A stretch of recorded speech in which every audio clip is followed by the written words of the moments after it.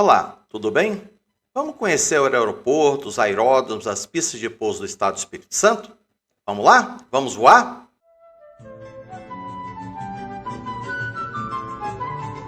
O Aeroporto Regional de Linhares, Antônio X de Azevedo Lima, dispõe de uma pista de 1.860 metros de extensão, podendo, inclusive, receber aeronaves de maior porte, como, por exemplo, o Boeing 757-200.